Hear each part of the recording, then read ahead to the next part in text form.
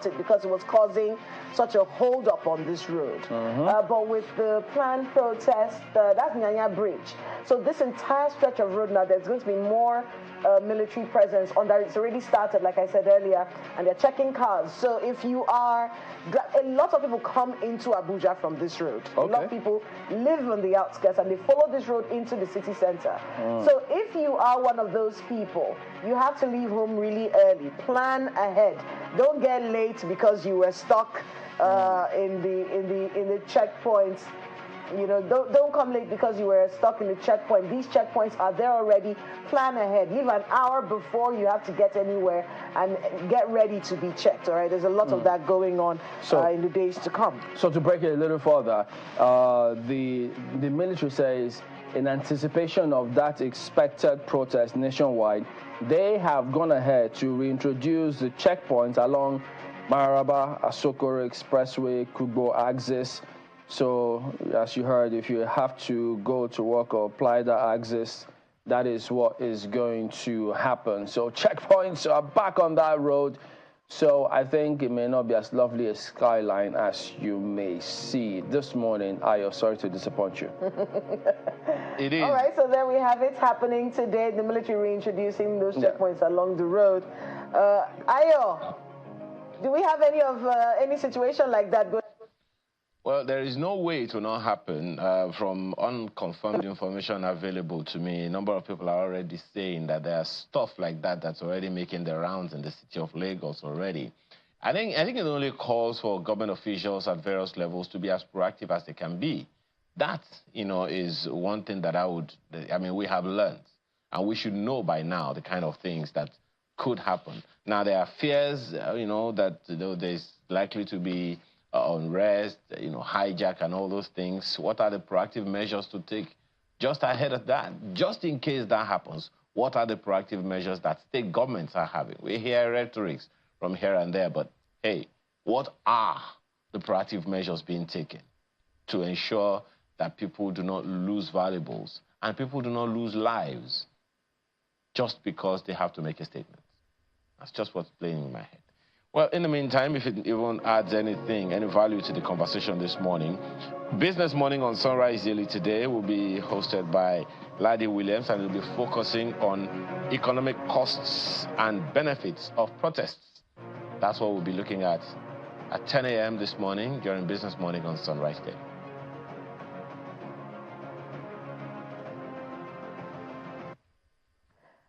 Well, those are some of the things that we have happening today, and I'm sure a lot of them will be unfolding as the day goes on. But it's time for us to take a look at what's happening with the newspapers this morning. Take it away.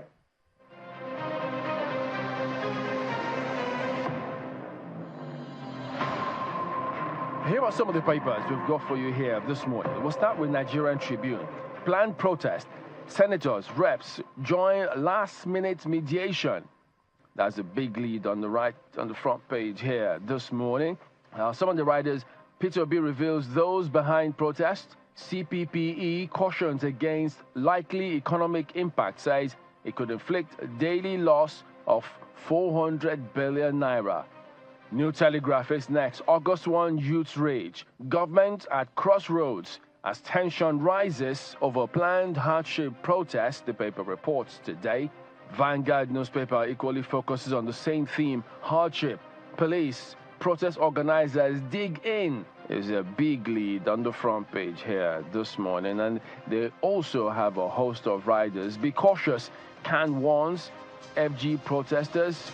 Obi backs planned protest, says hunger, hopelessness, sponsors, and it goes on and on. Nigerian News Direct is next here. Economic hardship. Peter Obi backs August 1 protest. Says protest is allowed globally. And then look at the Abuja Inquirer, protesteria. That's their caption. 72 hours to 0 hour. Tinubu governors others in last-ditch efforts to stave off protest. Security ramped up nationwide. Organizers dig in, the paper reports here today. Look at the Daily Times, proposed nationwide protest. Why would demand details of organizers ascribed to the police? Says Nigeria Police holds responsibility to ensure that any activity does not pose threat to national security. threatening protesters undermines Tinubu's legacy, Amnesty International. That's how they lead here today. The Daily Trust reports a different narrative of their big lead. Zamfara lawmaker, ex-LG chair, district head nabbed over kidnapping. Wow.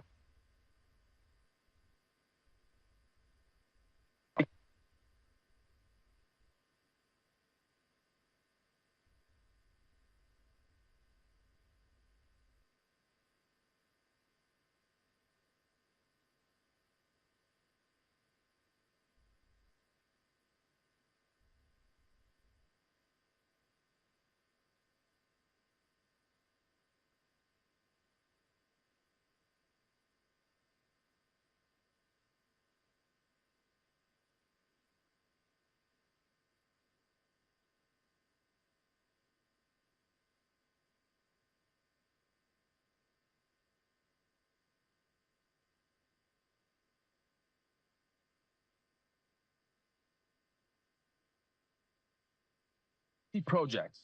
So many would then ask, what is being done with it? Why is this not being addressed? You might ask. You might want to pick up the paper and see how the story goes. Then the Nigerian Observer, rights groups push on with hashtag End Bad Governance protest as FG's strategy to contain threats unfolds. Well, those are some of the dailies here this morning.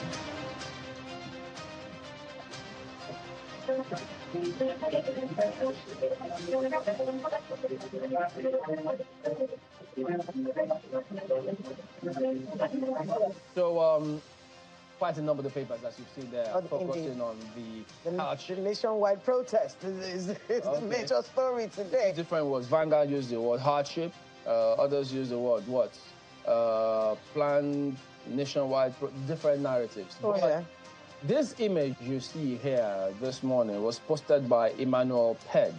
He says that 3 youths holding flags of Hunger Day, in quote, were arrested at Chevron Lekki by police, but they were first seized and dragged by Agberos to police where they were standing. And he went on to say that they were informed, that he was informed that they were being taken to police headquarters. That's Ikeja, somewhere in Ikeja, and also tweeted the number plate of the police vehicle, which you also see the vehicle right there.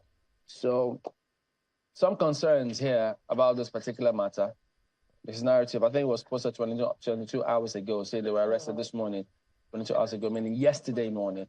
But if that were to be the case, I think you guys will also weigh in on this one. There are huge concerns here. I mean, what are the details? Were they breaching the peace? What were they doing? Were they disturbing the neighborhood? Well, why were they arrested? The thing is, they were, first of all, he says, by the touts, that's the name for the touts, pick them up and then hand them over to the police. That suggests that do the touts have a brief to ensure that anyone who is seen with any of such should not be allowed?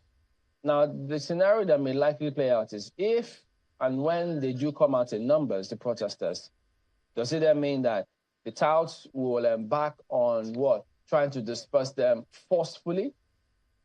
And if that were to be the case, because it was in the same Lagos that they said there was going to be what? Oro Festival, and people shouldn't come out in certain parts of Lagos on, I think, the day they were scheduled to have that protest. This is a dangerous signal. This is not exactly good.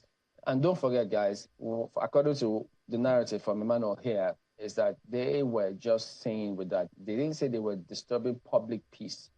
So because yes, they have a right to protest, but everyone's keep talking about, albeit peacefully. So if that was done peacefully, why were they picked up? All right, so we'll address some concerns when we come back in just a moment. Don't go away.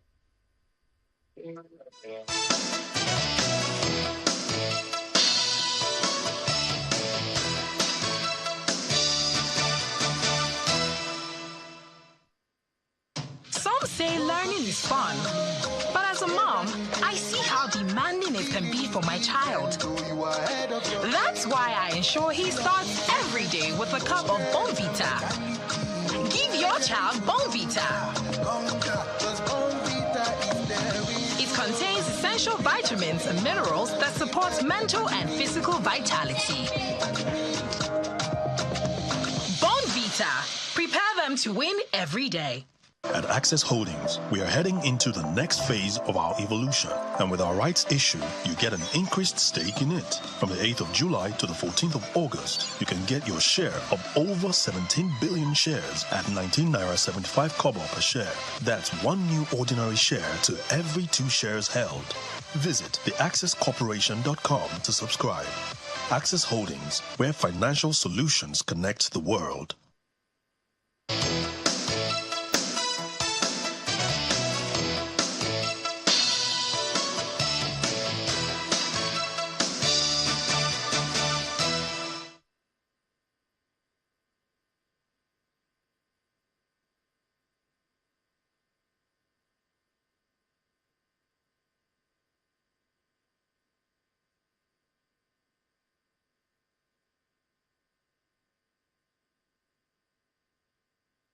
No matter where they are, if it concerns the people, we are there. From community game changers to homemade solution providers, where assurance and trust are built. Policing should be people from the community who do the job. You don't bring an outsider. We hear about Amotekun. We've not seen much of them around this area. Documenting journeys of many starting big from a small place. Creating an intentional community where people go beyond living together to building strong and more friendly communities. Community Report, only on Channels Television. How does double digits affect your purchasing power? What about ballooning debt profile and scarce FX? How's that affecting your business? The federal government is turning to the money market to fund its deficits. Are yields contracting or expanding? Is this a good buy for you? Inflation drives MPC decisions and affects sentiment at the equities market. What is happening to your investment? Or would you rather go digital? We track all the volatility in the crypto market. Get the answers from the business team every weekday at 1 p.m. on Business Incorporated, only on Channels Television.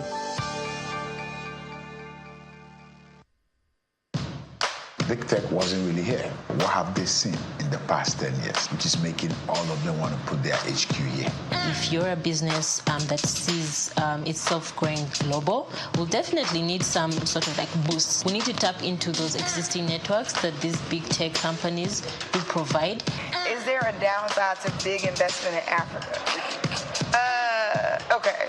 It's a tricky question. We want to be like Amazon, we want to be like Google. Like, this is not, we are not looking to sort of be just another player. For me, big tech is something highly controversial. I see the value of it, but I also see that Africans should stop playing second fiddle to some of these organizations and have the confidence to start building our own technology.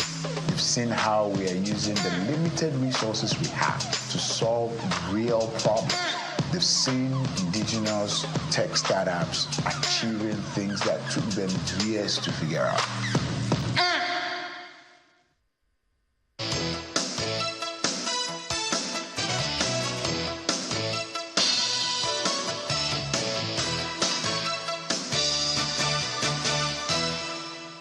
All right, so if you happen to be in Lagos, if you're around that vicinity, send us a message. Let's find out what's going on in those particular areas. Have you noticed anything going on that you'd like to bring to our attention? We would like to see it because we're also interested in that scenario about that video. If that were the case, even if you're holding that card, it doesn't mean you violated any law. So they've got no right whatsoever to apprehend you and hand you over to the police. And then the police themselves, in turn, also pick the gentleman up. So does it then mean that they have instructions not to allow the process to happen, whether it's peaceful or otherwise? I mean, there's a lot about this that, because we've seen clearly, especially from the presidency, we've seen, even yesterday, we've seen them say, look, protests are the rights of people.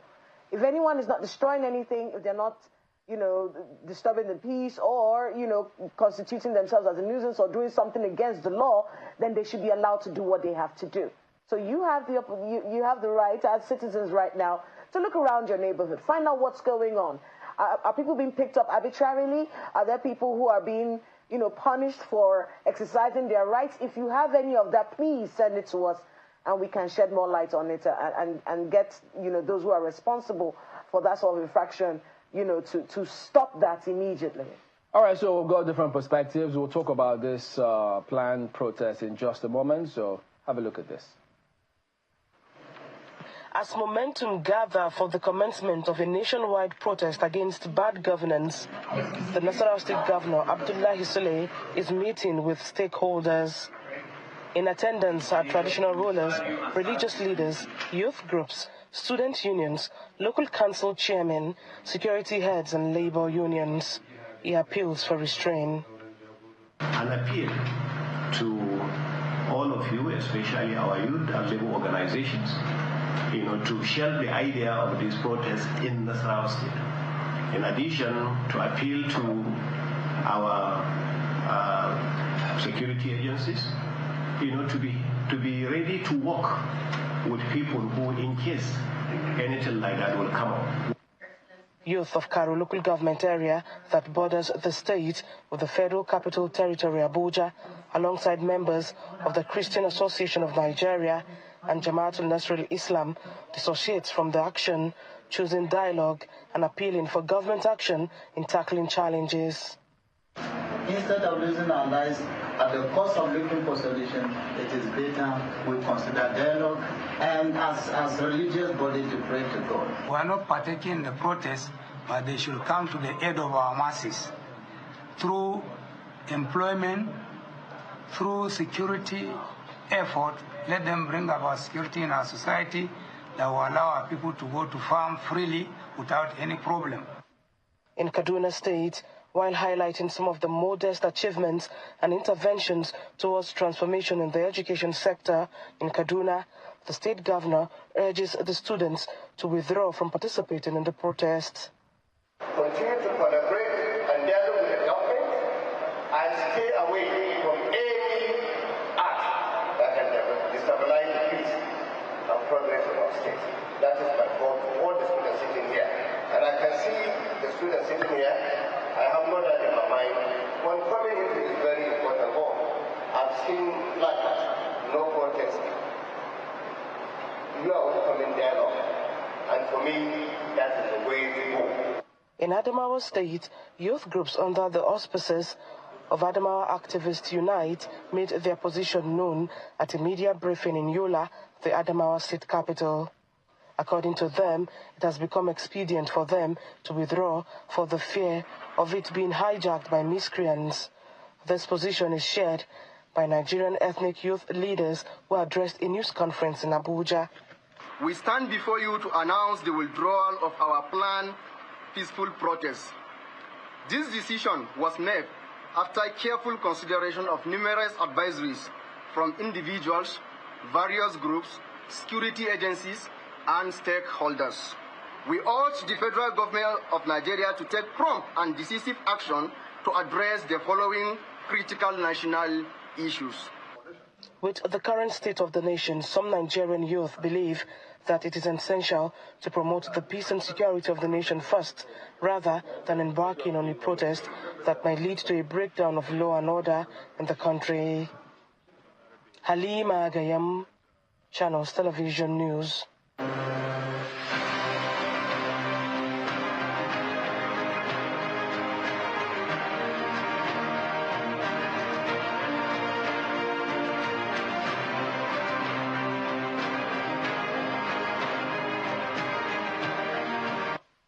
All right, welcome back. Yes, indeed. We'll be talking about this planned protest. And so we've got Dr. Hawa Mustafa, who is a member of the Coordinating Secretariat of Labour and Civil Society Front.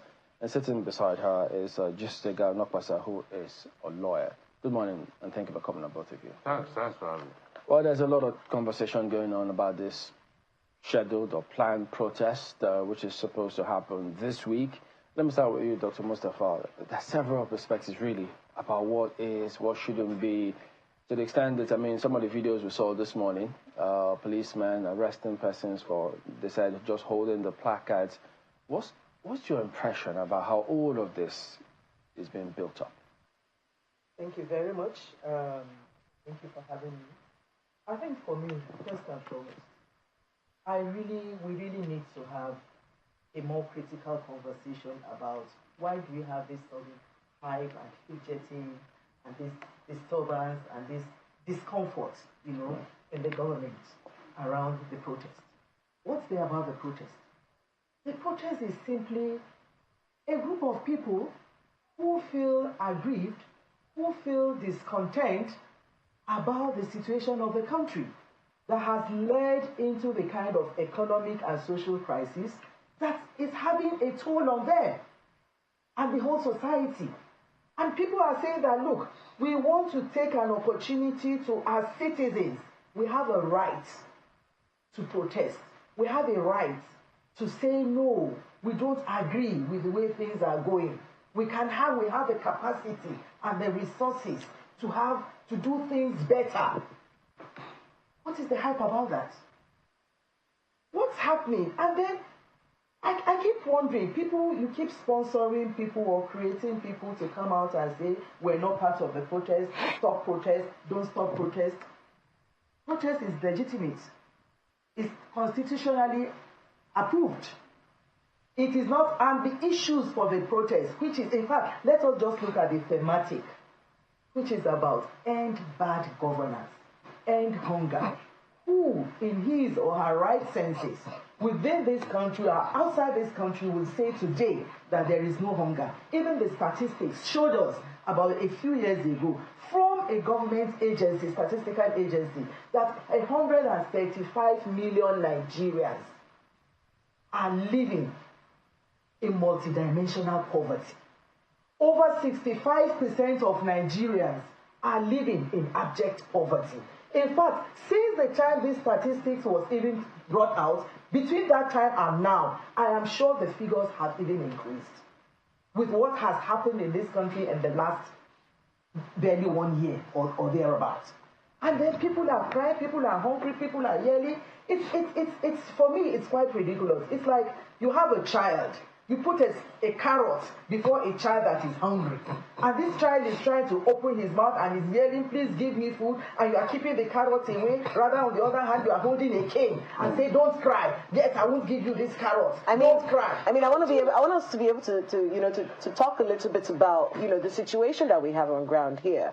We have a situation where people are trying to exercise their rights, but we're seeing multiple voices speaking up against it. One of those voices came from the presidency, and most notably from there, of course, worrying statements. But we have seen also from the presidency, at least yesterday's, from the spokesperson of the president saying, look, anyone, even from this government, who threatens people who are trying to exercise their rights is lining themselves, this from Ajuri Ngalale, he says, if they threaten or stop protesters, they are automatically lining themselves up against our commander-in-chief. Because it did seem like the communication from the presidency was split. We were hearing people saying this on one side and then the president coming out and saying something totally. What do you make of that situation? And just to add to that, what we're hearing from security. We have identified the people who may want to hijack this process. And then at the same time, we need to know the people, we're afraid that it might be hijacked by unknown persons. So it does seem like conflicting statements from both security agencies and the presidency. Talk to us a little bit about that dynamic. What's causing this confusion? First of all, a country of about 230 million estimated population may not be impossible to have about 50 million different views. That's the starting point. So that you have, and I think it's normal, it's democratic, it's okay that you have dissenting views. But what is not okay is the threat that comes from those who have the resources of power, who have control of security. I think that is what is not acceptable. And I'm also glad to know that I think over the days, every day we are seeing the government itself, particularly the presidency, mellowing down in its initial stance. Because they are beginning to see that the protest it's unstoppable. It's a moving train. It's a fast, high-speed moving train. You can't stop it. To say you want to stop it is to probably try to commit suicide. And I think they have been able to also wage it to see that, look, I think it's just better to let these people have their way while we mellow that, so that we also do not create multiple crises. And for the security that is threatening, I think, I want to believe very strongly that with the signal that is coming out of the presidency, before 1st of August, they will also be forced to mellow down. This is not a war. This is about citizens who want to freely express themselves. I know that Mr. Nakbasa has tried to stop the people from coming out to protest himself. But I don't think you've been successful. Maybe you should tell us, because you do identify that there's hunger, don't you? I've not tried to stop anyone from protesting. In fact, I saw some posts or narratives of you saying, well... I did not try to stop anyone from protesting. Rather, I even said protest is not just a constitutional right, it's a fundamental human right. And that I would defend the right of even my enemy, not to talk of my political opponent, to protest against me. And core supporter of President Renewable that I am, as a lawyer, I would defend the right of his opponent to protest against him. We don't have any problem with protest. It is the right of citizens to protest. You can even protest. You don't even need under the law, a reason to protest. Want to protest, you protest. However, protest is different, totally different from riot, I believe. And what people are, there are those who are like my adorable sister here, doctor, who have genuine intentions about protest. You cannot imagine a doctor mobilizing for mayhem, you know. Unfortunately, there are those who have made plans, you know. They are cooking up, making subterranean moves to totally hijack the protest, you know. You have people who lost elections, who are trying to go for regime change, you know. Is that the impression of the party, the APC? That is a statement of fact. How do you get that?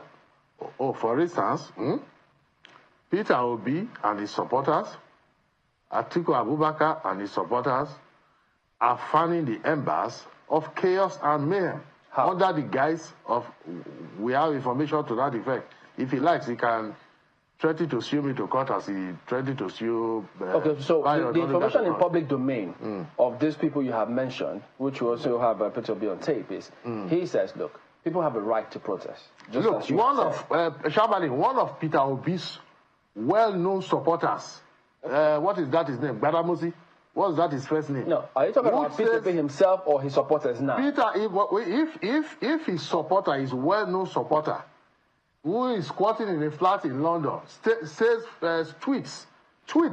He says, identify APC supporters, identify Bola Tinubu supporters, know their houses, identify their family members, that the information will be useful at the time of the protest. And Peter Obi has not called him out.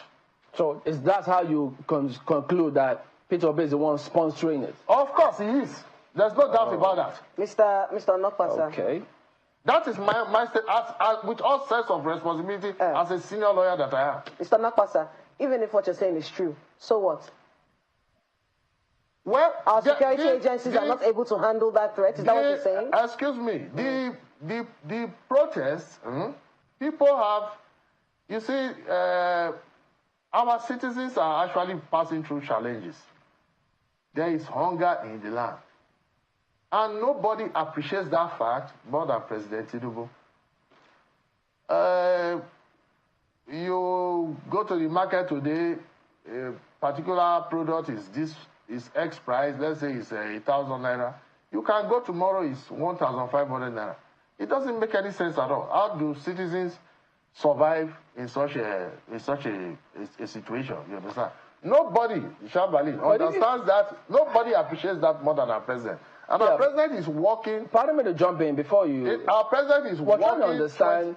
You say that because the man who you claim is sitting in London tweeted and he's a Peter Obi supporter, and so because of that you blame Peter Obi for that. I'm not blaming. Your preceding comment was that you have statements of fact. Peter Obi has not done.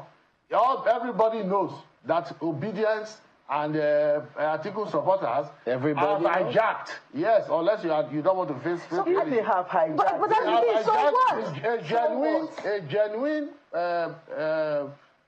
grievance of Nigerians over inflation.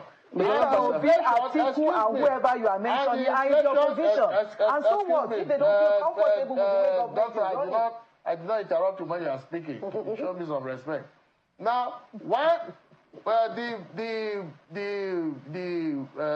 inflation that is currently ravaging the country and tormenting our citizens.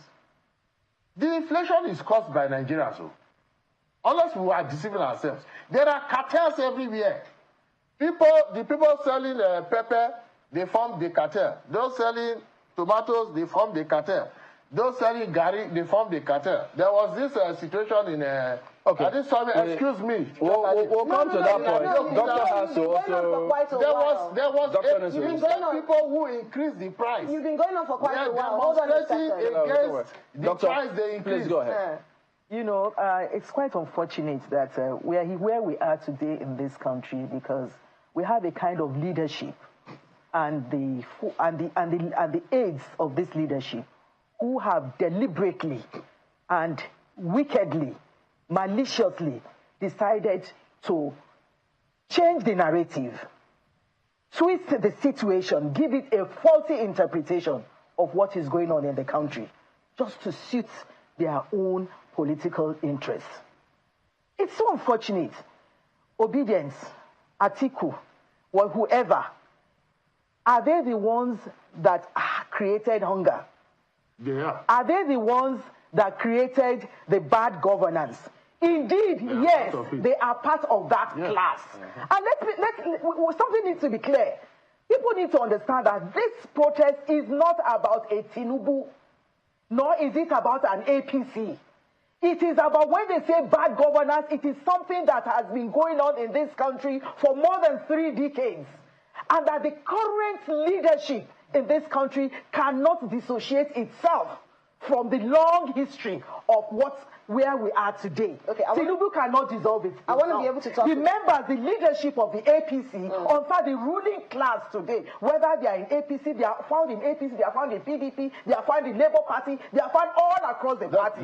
This ruling class today cannot dissociate itself from the disaster that Nigeria has found itself in. So if there are also people from among their supporters, call them whatever name, who decide today to say that enough is enough. This is not how we want this country to be run.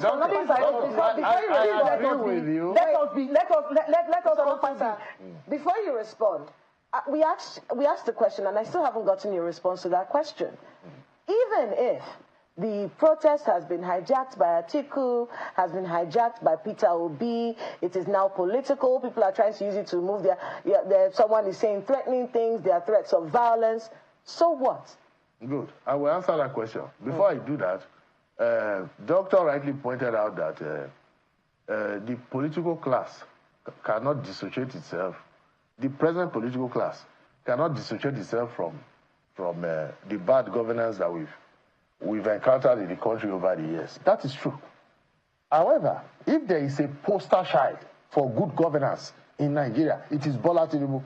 You're an APC member, so you should say that. No, it's not as an APC member. If there is anybody, there's no politician in this country, nobody who has ever governed any space in this country that can boast of having provided better governance than Asiwaju Bola Tinubu. No. Is that because of the cost of living? Is it better? No, I'm talking about background, history.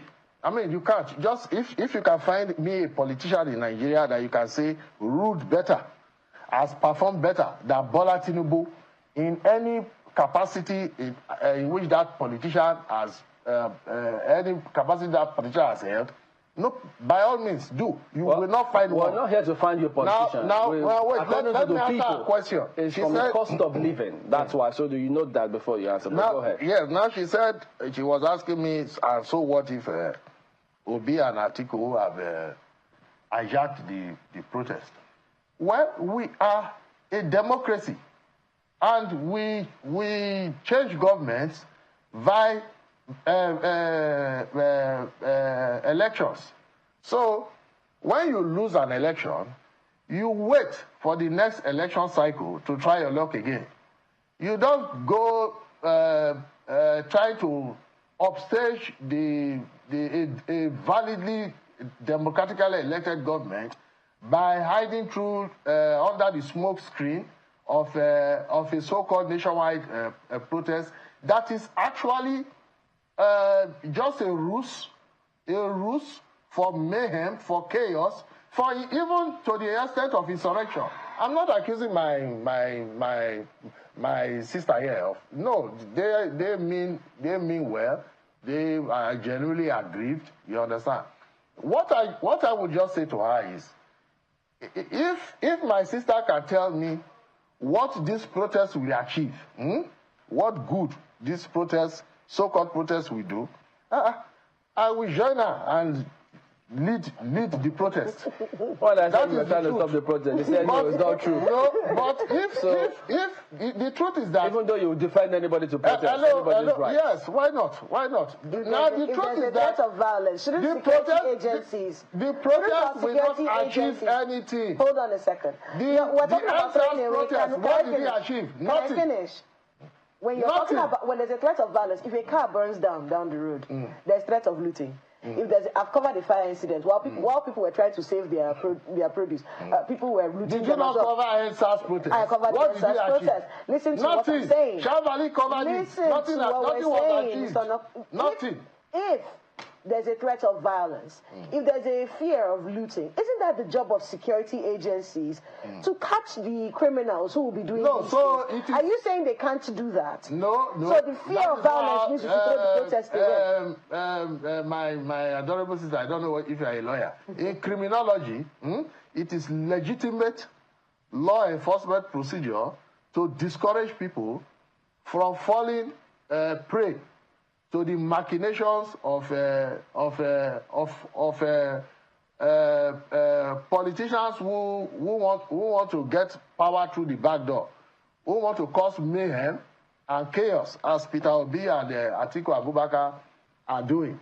You don't have the proof of that. I do. I am a lawyer. Let Dr. also respond. It's a live program. It's not on you. It's on me. If they like, they can sue me. I said we have information, valid intelligence, that they are both encouraging people to cause mayhem. Not the genuine. We know you're a lawyer, but at the same time, you also know that we cannot be vicariously liable. Just to put it out there. No, not at all. Go ahead. Part of the danger of the kind of leadership we are having today is the way lies are fabricated and made to seem beautiful. You cannot make a commendation. You see, there are certain words that are very ambiguous and they just mean nothing, or they can mean everything. This person is better. Give us the statistical evidence. What was the situation? What changed before this person came and after this person left? That is when we are able to say this is better than previous. You just don't use words. It's better. The performance is good.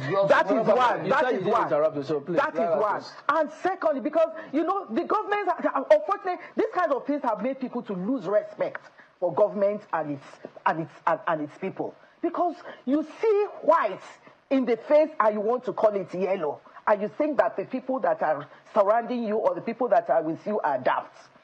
Secondly, the issue of the security. We have said this thing around, why should the people protest? We have agreed that protest is legitimate. It's a constitutional right. If there are any threats that the government has foreseen through its security, the DSS is there, all kinds of security agents are there, then what do you need to do? Get into work. Get into work. Fish them out. ensure that you arrest those who do not have genuine intentions. If you are able to say, you just sit here and say, yeah, people like me, we have genuine intentions. So I represent many of those people out there ready for this protest. I'm in line with them. So if people like us therefore have genuine intention, so fish out those that don't have genuine intention, because we are also afraid of those that don't have genuine intention. But lastly, let me also say this. You know, the biggest threat we have today, it is not about the so-called opposition who is hijacking, who is not hijacking. The government and the ruling class has already hijacked this country. And the protest is shouting that, look, you don't own this country. 5% or less than 5% of those who constitute the ruling class that has hijacked 85% or more of our commonwealth does not own this country. It is time for us to say that, no, stop there. Let's sit down as citizens. Let us dialogue. And you talk about what is this. Let me just respond to the issue of saying what is this protest is not going to achieve or anything. I want to tell you that it has already achieved so much. If it has not achieved so much, the government should go and sleep and continue its daily business. Why the fidgeting? Why the fear? Why the Trump go around the country to bring out the traditional rulers and bring out youth that are hungry to come to Aso Rock and force them with some peanuts to come and say this or that? So why do you have to do that? Just go about your own business. Let the protesters go about their own business. At the end of the day, it is not going to touch you. It is not going to affect anything. So let's go about our own business. Let's bring in our colleague in Lagos. For the avoidance of doubts, nobody is promoting violent protests. Because, people are promoting violent protests. Just a minute. The law is very clear. If anyone goes out there and foments trouble, you see, doctor will not go out there to burn. Excuse me. It's not about doctor right now. Please, no. Hold on. Let Ayo come in. Let him ask you the question so you respond to it. There will be people who will go out there to burn buildings. You've got the floor. And she will not be able to stop them. Mr. Nokwasa, can we just listen for just a second? Just a second. I mean, because the whole idea, I mean, what is already happening here? You're already raising tension and suggesting to people and even to all the people who want to protest that this is what is going to happen, that they're going to be shouted down. So let's have some civil conversation about this whole thing. The whole idea of this is to educate people on the pros and the cons of whatever activity. That is what this whole thing is about. So raising voices, I'm not sure if you are really communicating what you intend. And that's exactly what I want to speak to, communication. Now, one of the issues that Madam has raised with you right there is that government isn't really communicating. And for those who have been watching this program, it's one of the issues we raise from time to time, communicating. It will seem like most of the time government is, rather than being proactive, reactive. That's on the one hand. On the other hand, is that most of the time we don't hear the voices of state governors to whom the people are closer. And it's only at times like this that people hear and feel the sentiments of government officials. Why is that the case?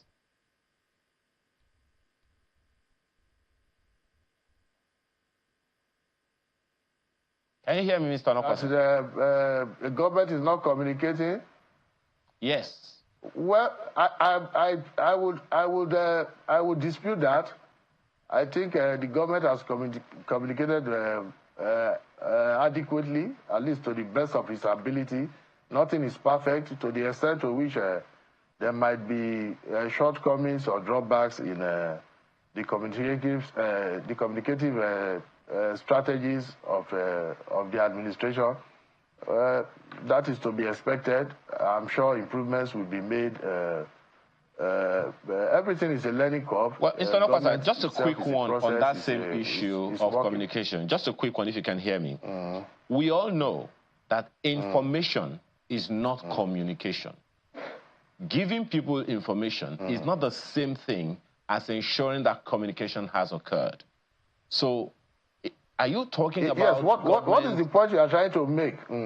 Okay, the question that I'm asking is yes, whether or not... to the protest. Yes, just a second. Would this protest be necessary if government had adequately communicated and gotten the buy-in of the people? Yes, you see, first of all, people have a right to protest. What we are saying is that other people who lost election, people who are insurrectionists, people who are secessionists, have hijacked the process and are plotting mayhem and brigandage and chaos. That's the point we are making. And I'm not here as a government official. I am, of course, a Tinubu supporter. I'm a patriot of my country. I am chairman Tinubu Media Support Group. I support my president. I support my country. However, it is clear that people who lost the election are fully in support of this, what is basically mayhem and riot under the guise of protest. Now, if you say it is a question of communicating with the people that has led to like people like Dr. here who generally have grievances about hunger and poor service delivery, which we all acknowledge. It's a work in progress. You have a president that is barely a year and a few months. It's one of those things that continues to you have to give him time. Me. Yeah, hello, it continues to tickle me. I think a point has been made that you have made, and you are just repeating the same thing that you've been saying earlier. Just a second, just 1 second. Well, let me go to Madam, with you right there. The point you have made is the point you have been making since this program began, and that is noted. But Dr. Howard, let me ask you, do you think, or would you agree with him when he says that government has significantly and adequately communicated with people? Because my question remains, if government has communicated with the people to the extent that people really understand what is going on, do you think this protest will be necessary? On 29th of May, 2023, when this president was being sworn in, the very first statement that came out of his presentation or his acceptance speech, whatever, was about fuel subsidy is gone for good. What happened? The implication of that was that the price of petroleum shot up by more than 300%, with ripple effects on every other thing. The cost of living skyrocketed. Inflation went haywire. Today we're talking about food inflation of about 40-something%. The cost of living pushed inflation at about 34%. And at what point did he communicate? At what point did the government communicate with the people to say, look, we are going to remove subsidy totally, 100%, of which many of us don't even believe there was a subsidy. But for whatever it is, we are going to do something that was going to lead to an increase in the cost of petroleum. And then this government that you say has been part of governance for so long would know naturally that there are implications to every kind of policy statement and policy action you take. Whom, at what point did you communicate? At what point and where and how did you communicate with people? Who are these people we are talking about? The people are not, when you sit down with traditional rulers or religious rulers that we know are not representing themselves, are representing themselves and not the people. That they do not even know where the pains of the people is. Not to talk about how people feel the pains of the people. So if I can quickly follow up, just a second, madam. If I can quickly follow up on this question, on the issues that you have raised.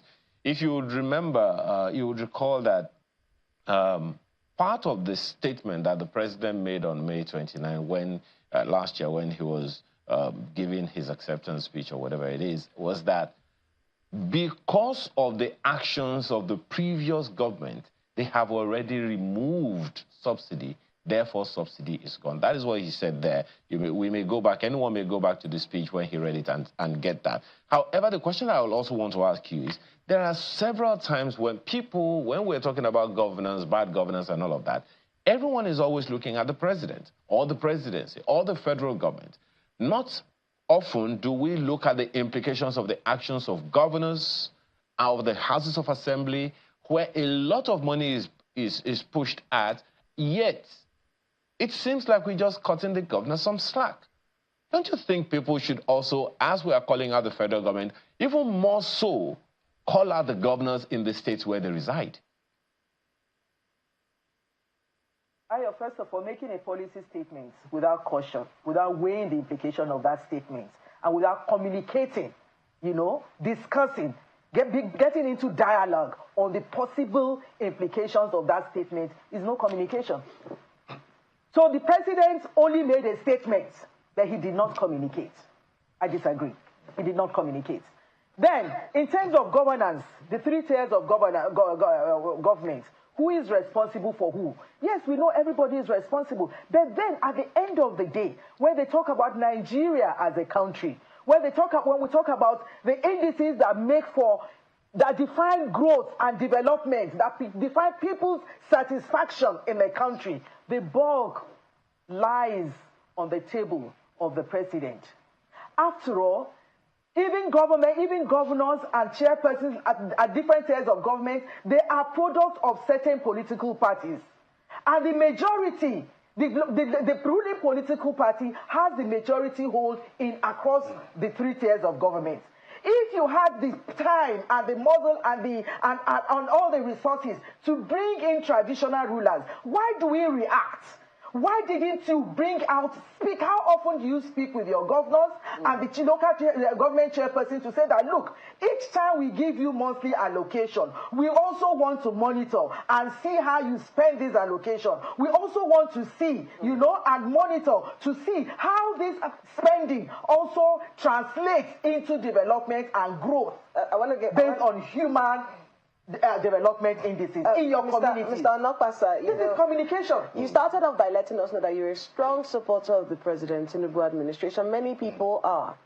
Have you heard from his administration recently saying that many people who sound like you, who are saying things that you're saying right now, are demarketing him because he doesn't hold the same views? We heard that yesterday from his spokesperson, Ajirin Gelali. He said, look, even people from this government who are telling people do not protest are not speaking the mind of the president. Because the president himself said everyone is allowed to protest. We have security agencies that can take care of whatever miscreants want to take over the process. That is Ajuri's headache. If Ajuri said that somebody who is discouraging people from protesting is going contrary to the president, Ajuri does, with respect, he does not know what he's talking about. We have freedom of speech. If it is clear that people are going to hijack a protest and turn it into a riot, then the reasonable thing to do is to discourage good people like Dr. here to shelve protests and channel their energies into something better, like supporting their president to fix their country. Dr. Mustafa said something about a policy statement made on Inauguration Day of removal of subsidy. President Tinubu never made any policy of removing subsidy.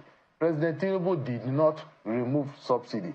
Subsidy was removed by an act of parliament, a statute. By the peer, you cannot even pay subsidy. It's illegal. Subsidy was suspended. That section was suspended by the former president. Because he cannot be suspended. The former president was breaking the law by paying the subsidy. And he did not even have money. A president does not have a right.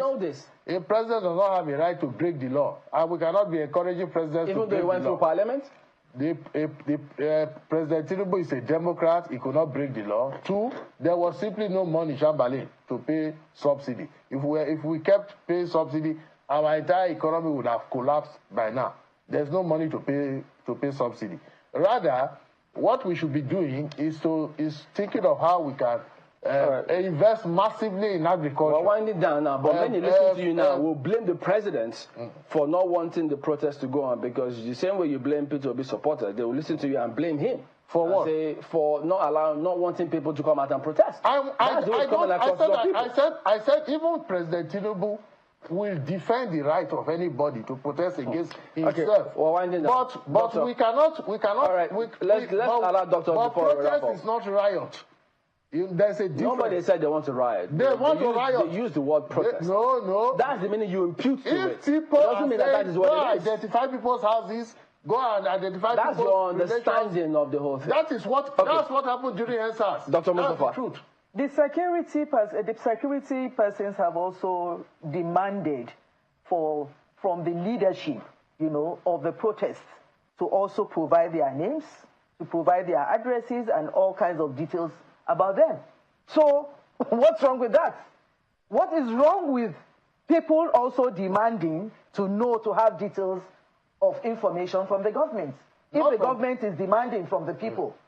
Look, you see this attitude of governance, and that's what we talk about, bad governance. This bad governance is simply a situation where we find our country today, where a group of people feel that they own the country, they are in power, and so they can dictate at their own whims and caprices what should be done and how it should be done, and that they are supported by the might of the security that should protect the people, and that they are supported by the might of the security to unleash mayhem. If anything happens untoward during this protest, the government will be held responsible. I can assure you this. If you have anything concrete, we are not part of Peter Obi and Atiku, but we also recognize that they also have the right to want to join the protest if they so wish. However, the world has to know they should wait till 2027. Bola Tinubu lost election when he was also on the streets protesting against Jonathan. Did he not protest? Have we erased that history? So what is important is that the government, we want to be civil and we want to be honest with ourselves. This country belongs to us all. This country, the youth and all those who want to protest. Unfortunately, we're out of time. We need to anchor at this time. Let us dialogue. Let us hold this country together. Dr. Mustafa. Now you are talking. Let's dialogue. Yes, the protest will force in dialogue. So there you go. We can even dialogue today. We can start dialogue today. There's no need to. Well, thank both of you for coming on this morning on Sunrise Daily. Well, Business Morning will be coming up next on the hour. Don't go away.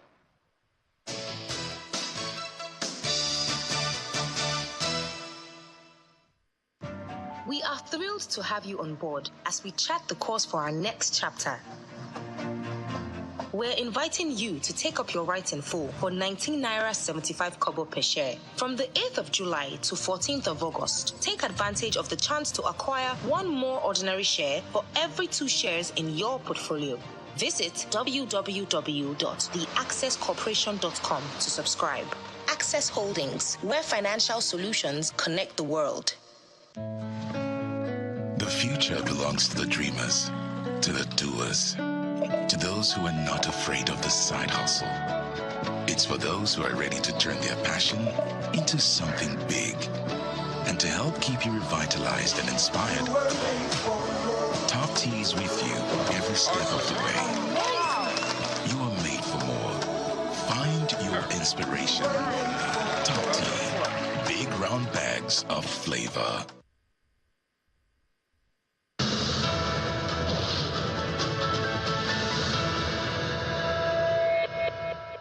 Well, hello and welcome to the few final trading days of July right here in Lagos, Nigeria. We're going to get to the top stories that set your agenda. It's all about the planned protests at this point. We're going to be gauging how this is going to impact investor sentiment in this coming August. Definitely, we're going to also see how that's going to impact the markets. But let's get a check on the oil market now. First, the weekly performance. We saw last week Brent lost about 1.8%.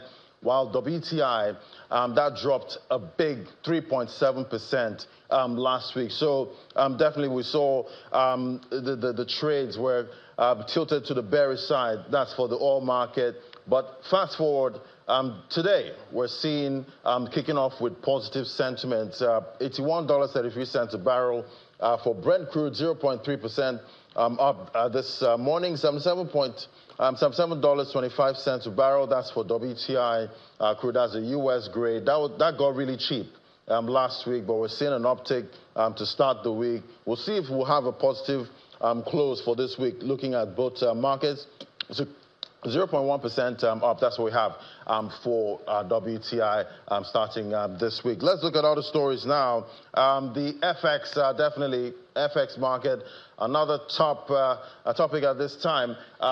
We saw weakness last week. The Naira closed down on Friday, but there was an uptick in liquidity by about 5% for NAFEM, but we saw a big drop, 0.34% down. 1,603, now that was a previous trade, so we breached that 1.6 level. That was last week, so trading around that range, 1,550 to 1,600. So for NAFEX, 1,606 Naira, that was a close on Friday, down a big 1.06%. So definitely we still see weakness despite interventions by the central bank, but we'll see how this week, how those interventions play into this week and how the protests, the planned protest is going to impact the Naira, because it impacts everything, at this point. But we're going to be talking about the benefits of protests and the cost at the same time. But let's look at earnings now. It's earnings season, a time where listed companies put out their financial reports. We have a lot of them. They were out last week, but we'll see Dangote Cement posted a pre-tax profit of about 293 billion in the 2024 half year, reflecting a 22% year-on-year growth from the 239.9 billion posted in the first half of 2023. So we see revenue up by 85% year-on-year. Production, cost of sales, we see that rose about 118%. All right, let's get a check on, let's see what's happening with Transcorp Power. They also posted their earnings. They posted a pre-tax profit of about 51 billion.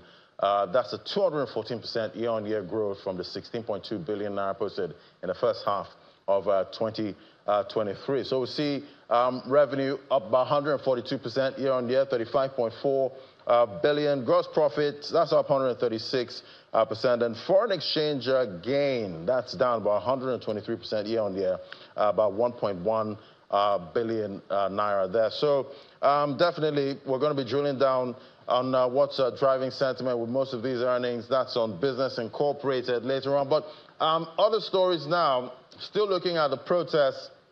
Telecommunication companies yesterday denied plans to frustrate the End Bad Governance protest scheduled between August 1st and 10th across the country, saying the social and economic contract they signed to provide services at all times will not allow them to do so. The denial followed the allegation by a prominent lawyer and senior advocate of Nigeria, Mr. Ebolu Deborua, that telecommunication companies and telcos in the country are trying to frustrate the planned protest. So I guess the question now is, are customers with already NIN-linked lines being disconnected? I remember two of my colleagues actually complaining that they were disconnected at this point, and they had their NINs linked. So definitely we have to find out what's really going on at this time. But we've heard from the telcos. Now they're saying they're not trying to frustrate anything at this point. All right, let's go to our first conversation. One of the major issues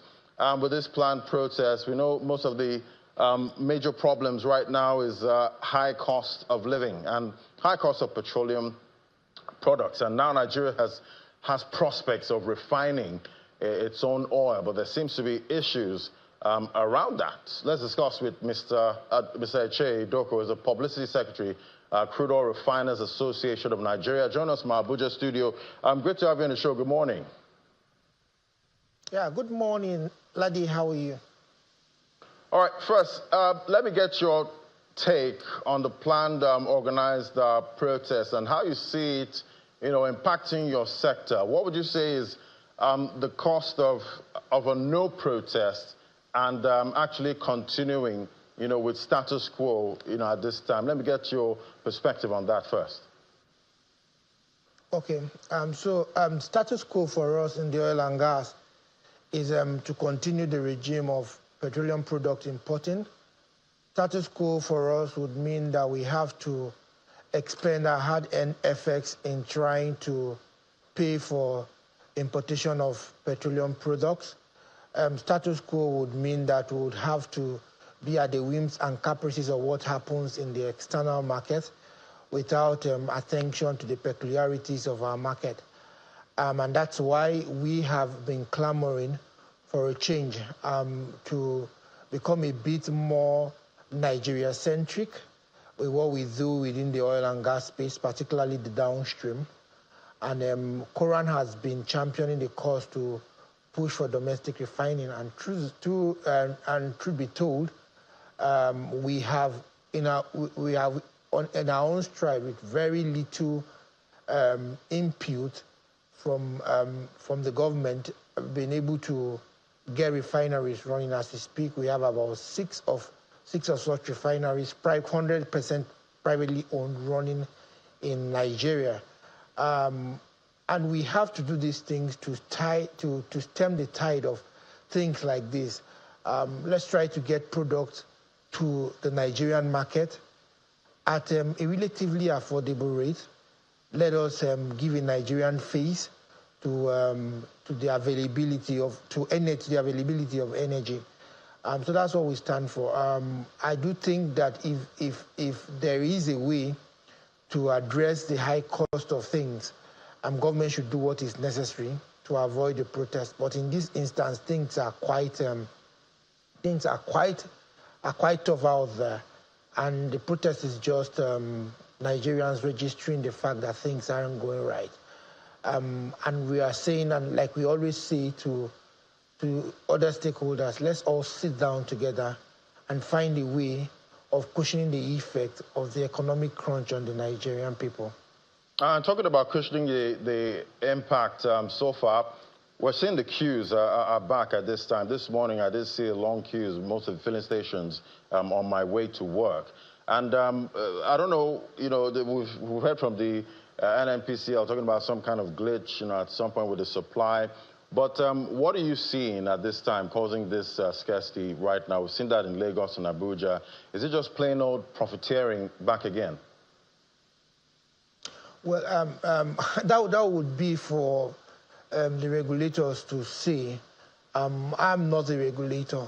But what I know is that what they have said, or they have admitted to you, like you had just said, is that they have glitches with the supply chain. And what domestic refining would do is that it is supposed to remove the complications around the supply chain, because it makes it simple. You have the refineries in country.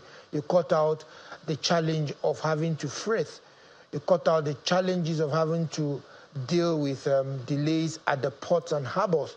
So it becomes more organized, and more importantly, you cut out the middlemen who are culprits in all this and decide to hide behind the curtains to orchestrate all sorts of confusion. Because how do you explain? And when products come to the tank farms, most of these end users, if you call anybody from Ipman now to tell you sincerely what he is going through, how much are they lifting products at the depot, you would see that it's actually something short of a miracle how they're able to sell at this regulated price. And what we're saying is that let's have some level of transparency. Let those who are the major marketers, those who are owners of tank farms, let them be circumspect, let them become more, more patriotic to the country, and allow this system work. And it's the same thing that we have argued, that let's begin to practice backward integration in line with the provisions of the PIA for products that we already have self-sufficiency in country for instance, the AGO. And then let government become more bullish in its support for refineries in Nigeria to begin to produce and sell PMS. And to do this, we have to have some level of certainty and openness in the pricing regime and the distribution of and sales of PMS. Let the whole process of the regulation be altruistic. All right, and definitely you did talk about optimism surrounding refining our own oil at this time, but there's still that new challenge at this point, that supply of crude to the refineries. We've seen the likes of Dangote Refinery talk about importing WTI for the refinery. So talk to me, is there a real risk at this point that even though we get these refineries running, we might not have crude to feed the refineries? Yeah, but interestingly, the PIA had taken care of what should be a challenge with respect to crude supply. What it's lacking is the implementation. And like we have said over and over on this platform and many other media outfits, we appreciate the efforts that the NUPRC had put in place to make sure that provision of the PIA that guarantees crude for local refineries become activated. We had sat with them alongside the OPTS and other independents to make sure that we have a framework that would guide the supply of crude. But we haven't seen it implemented.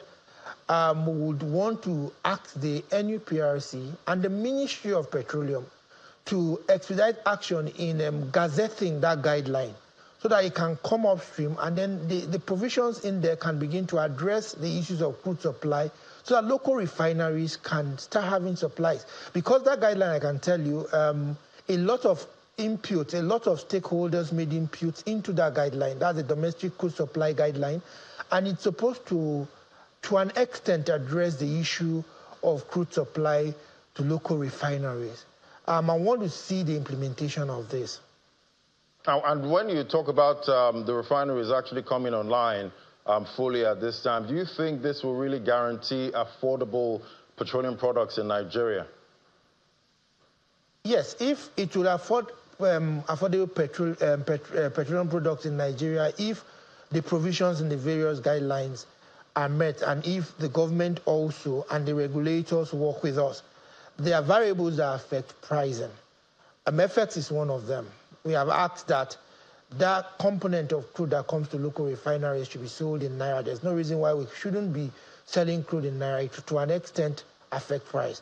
When we refine locally, we also cut out the issue of cost associated with freighting and logistics to also affect pricing. And we have also said that the government should also be practical with prices, fees, and taxes on locally refined products. Good thing very soon we would be sitting with the NMDPRA to discuss licensing fees and charges, which if we are able to reach when we reach an agreement, it would also affect whatever it is that's the cost price of petroleum products from the terminals, and this would also dovetail to whatever is sold at the pumps in the filling station. So yes, to your answer, if we begin to refine locally, we would see a lot of reprieves when it comes to pricing of petroleum products. Right, and definitely Nigerians have a lot of demands right now for the government. Talk to me about what your industry is demanding from the government right now. So we want the government to become Nigeria-centric when it comes to policies that have to do with the industry. I would say, like the Americans always say, America first. We would say, in formulating policies that governs the oil and gas sector, make Nigeria first. Let the interest of Nigerians and Nigeria be first, above the merchants that trade with us. When you're making policies, let policies be such that would grow the domestic Nigerian oil and gas industry before we begin to look at what happens globally. And that's why we're saying that when you are formulating policies, let the policies have footprints that would benefit the local Nigerian economy. All right, thank you so much for that. I guess the hashtag is Nigeria First. At this point, Mr. Eche Edoko is the Publicity Secretary, Crude Oil Refiners Association of Nigeria. Thank you for coming on the show. Thank you very much. All right, we'll take a quick break now. When we come back, more conversations about affordable energy. What's the point of renewable energy? What's the impact? What impact could it have on bringing down these prices? All about dragging prices down, hopefully. That's our next conversation. Do stay with us.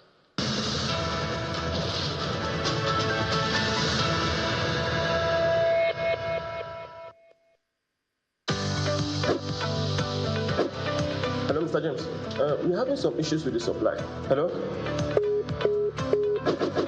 This is why I recommend Conga Corporate. Why get worked up when Conga Corporate is working? As companies strategize to save costs and increase profitability, Conga Corporate is your structured partner to supply all products your company needs nationwide. Conga Corporate, we save you time and money. Contact us at corporatesales@conga.com.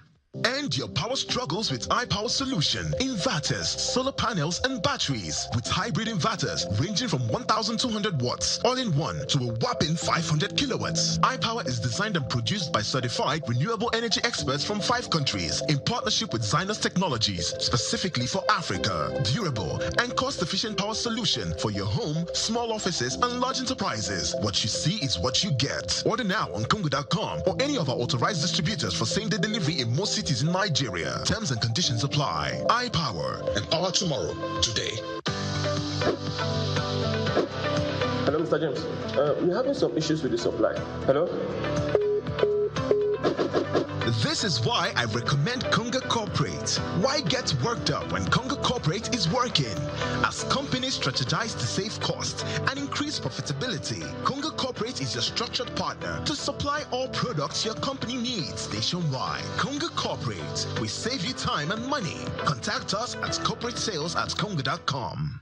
End your power struggles with iPower Solution. Inverters, solar panels, and batteries. With hybrid inverters ranging from 1,200 watts all-in-one to a whopping 500 kilowatts. iPower is designed and produced by certified renewable energy experts from 5 countries in partnership with Zynos Technologies, specifically for Africa. Durable and cost-efficient power solution for your home, small offices, and large enterprises. What you see is what you get. Order now on Congo.com or any of our authorized distributors for same-day delivery in most cities in Nigeria. Terms and conditions apply. iPower. Empower tomorrow. Today.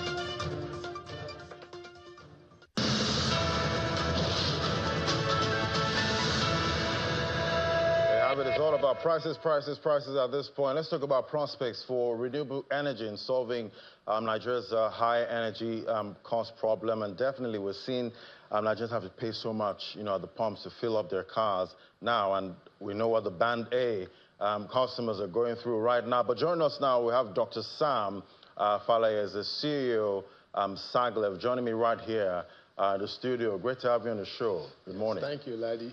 Yeah, Thank you so much. Yeah, definitely. I hope your line is still active, at this point, because I guess we're able to talk, so your line is good. Yes, absolutely. Quite interesting. Absolutely. But I'm sure you're, analyzing what's going on, right now. We're seeing the planned protests for the 1st of August.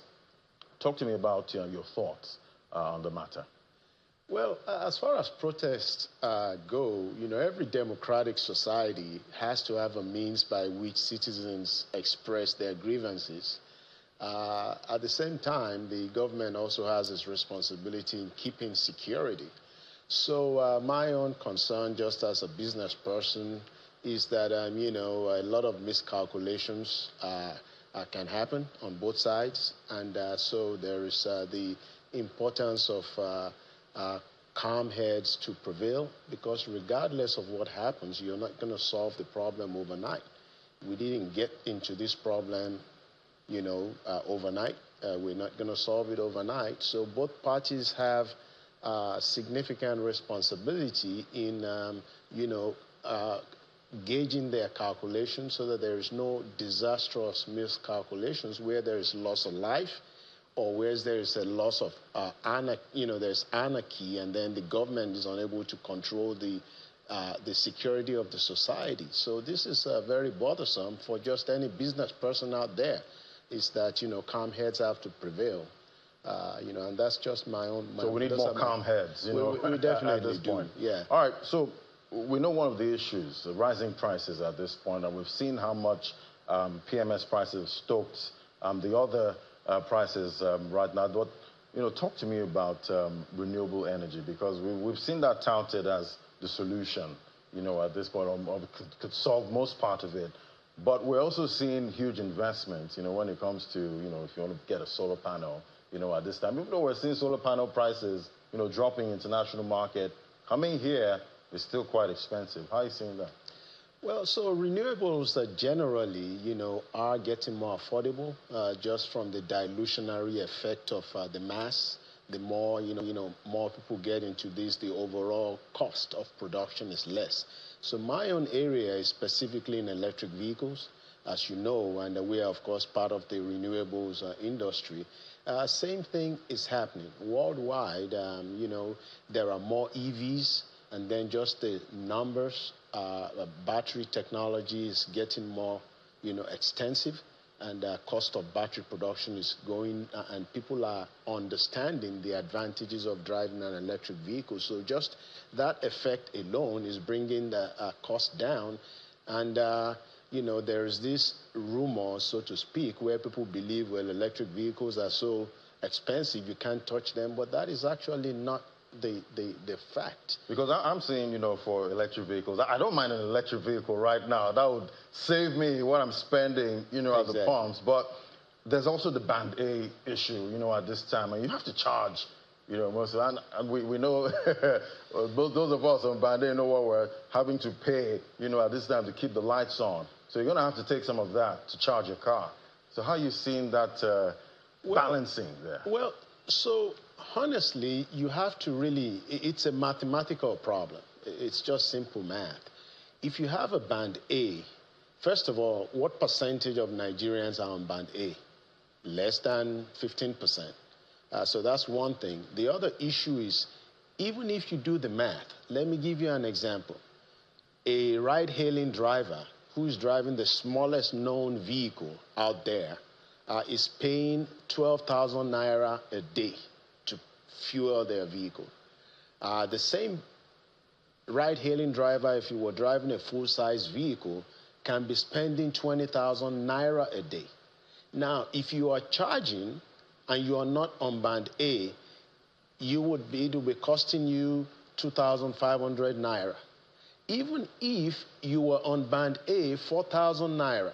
So, again, what I tell people is that as time goes on, we are here to bring the good news of electric vehicle. People will start realizing this. Don't forget, our ancestors used to ride horses. Right. Then they found out, it's better to use a chariot. Then they found out it's better to use a car. Right. That's really where we are. So there's a lot of misconceptions around this, but there is no way you're going to be driving an EV where your cost is not going to come down. Now, you also have to understand, if your price, if you need to be driving a $20,000 EV, then don't go try to drive a $150,000 electric vehicle.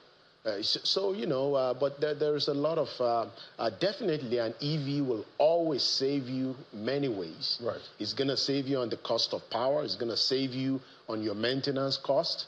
It's going to save you on your total cost of ownership. And don't forget, electric vehicles don't have oil change. These 80 moving parts are supposed to 4,000 moving parts. So all the parts that take you to your mechanic in a regular internal don't exist in an electric vehicle. But looking at the situation in Nigeria right now, we know most of the non-EVs are imported, right now. So are we going to have to be importing, most of these EVs again, which would also have to drive up the price when you do the exchange rate and all of that? Okay. Are we assembling here? Yes, absolutely. So that is why, as a company, like I said, I was born here. I've been driving electric vehicles in the United States since 2012, and I've always wondered why are Nigerians as smart and fantastic as we are, why are we not driving EVs? So the solution really, in my mind, was, well, we have to find a way of sustainably driving these EVs. And that's why our company, we've been on the ground for over 4 years just planning, and we're just now starting to manufacture. Of course, we thought that we don't want to just import cars. We have to make cars here. And that's why we've started with assembling from semi-knockdown, which means we bring a vehicle that is about 50% complete, we complete it here. And then the next stage after that is to go to CKD, where the complexity of manufacturing is more. And then we go to fully building a vehicle from scratch. Now, there is a process to that. We have to have a lot of support from policy, from the government. We have to have accessory makers. For instance, while I make an electric vehicle, if I don't have, say, a battery maker, somebody that does upholstery, somebody that does technicians that are going to work, all these things have to be in place for us to do more, complex manufacturing.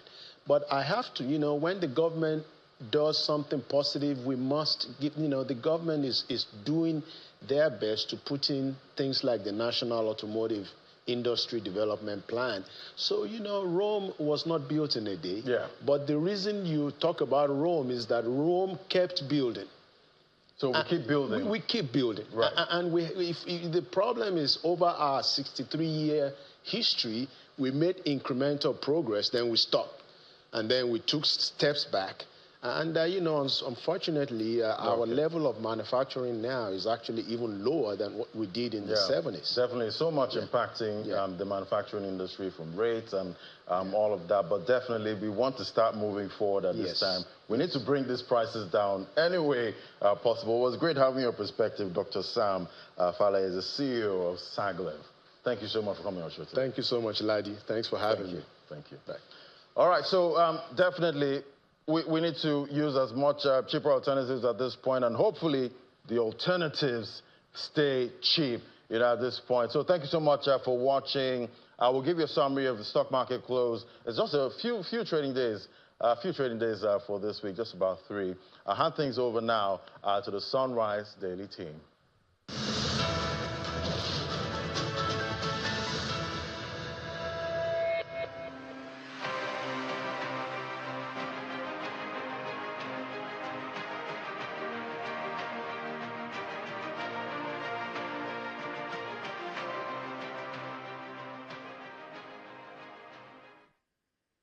Calling for this protest are criminals, bandits, illegal miners, armed robbers, and unemployed youths who want to seize the opportunity to break people's shops and carry their property. So, in essence, if we join this strike in Zamfara state, we are worsening the situation. Wow, how do people respond to that? Now, we've got Mr. Samaila Musa here with us. He is the National Coordinator, Grassroots Mobilization Initiative. Good morning. Thank you for coming in today. Good morning. Thank you for having me. Speaking about Zamfara, there's a lot going on. I mean, yesterday we had the Commissioner of Police, and how they came to that conclusion, many would like to know.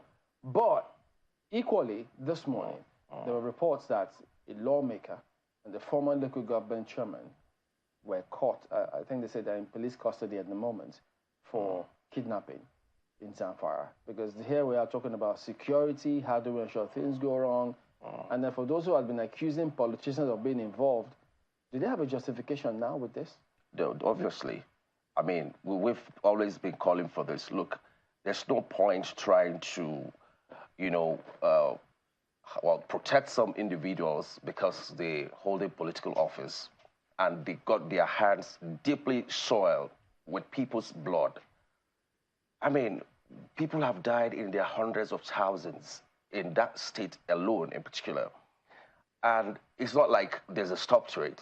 This thing is still an ongoing thing. And some politicians are really capitalizing on that to kind of have some political, grip on the people or certain areas, some for politics, some for business, because there's still the issue of gold mining going on. There are reports of how some heavy politicians move in with their private jets, send their men to go in the midnight, take the gold, and out of this country. Nobody is looking in that direction. And we've also heard where someone who should know better, or someone who is in position to actually know what is the right thing. Because if you have somebody in position of a minister, for example, ordinarily would think, okay, he knows what the law is, or he knows what is called boundaries. And himself is deeply involved with them. And so this calls for concern, actually. So that's the part where we don't know how do we verify all of that, because he himself has said, look, these are accusations, so people cannot prove. But at the risk of sounding like a broken record, in terms of asking you, how did Zamfara get here in the first place? Because they've always had gold. Yeah. Has this always been the case? This banditry, this magnitude now. How did it get out of hand? Yeah, so, this whole thing started when people started realizing that, okay, you can actually use force to take what you think belongs to you or does not belong to you. So it started from when some of those politicians started bringing in mercenaries, all in the name of politics. Eventually, these mercenaries, after the assignment, there's nowhere to go. They realized there's some kind of money to be made here. Some of them were deployed to go and start guarding their mining sites. Some, they moved in with some engineers to make this kind of seismic tests to verify what gold deposit you have in so place. And it happens to be that some of the villages where villages are already settled, have their homes there, they realize that they're actually building those houses or those huts on top of gold. So they need to be displaced. Really? You can't come down, you can't come there overnight and tell them you want to relocate them. It has to happen under violence. So what do? Deploy your mercenaries, let them go in the name of banditry and all of that. And because the villagers will have to be forced to move out of the place where they are being killed. You know what I'm saying? So really, these are some of the genesis of this problem. But to a large extent, some of them, the thing has actually gone out of their hands. But are there reports from security agencies that this is actually what is going on? Because if people hear you, they'll think, look, politicians they always fabricate things. See, well, if security report does not indict some people, it's because we know the system that we operate under in Nigeria. We've had a case of where at some point some big bandits were caught, and we had how a former governor also was sending message to Abuja that the man must be released and all of that. So there are so much complicity around these things that it's only, the security report can actually exonerate some people, not because they were not involved, but because, they're powerful.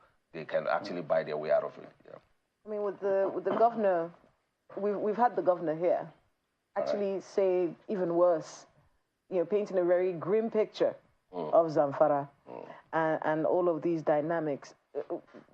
Has anything is there anything that has been done from his administration to make things better, in your view? Yeah, well, my view is that I think the man came in with a lot of zeal and enthusiasm, and that has been displayed over time with the kind of a charisma he brought on board. Because you see, charisma anywhere in the world changes quite a lot of things. It changes perception. It shows that this person, because ordinarily it just motivates you when you have a sitting leader who actually inspires you by his words, by his action, his body language has said it all. Some of the first steps he took that from our observation is that he started, he didn't really look at the issue of party, whether I belong to this, whether I'm, and all of that. Started synergizing with the top security brass, like visiting the chief of defense staff, just to have some working relationship that says, look, even though I know my boundary as a governor when it comes to handling this kind of security issues, but we can work together. You understand? The major goal is that these senseless killings has to stop. Is he working with security agencies now? They never fell out of the relationship over time. It's just that because there are interference, some other people are feeling jittery, like, I think He might, if eventually he's able to solve this problem, we might not be able to have a hold on the state anymore. So there are some kind of gang up, I would say, to actually make sure. Is there anything wrong with the former governor? In fact, the former governor's predecessor and the current governor. Is there anything wrong with all of them working together? Yeah, so you see, politicians are quite very funny sometimes. They can't really be very funny. You will think that this is our state, and whatever it is that I have in mind to lead the state should be for the progress of the state. The Zamfara state's issue for a very long time now has been a pitiable one.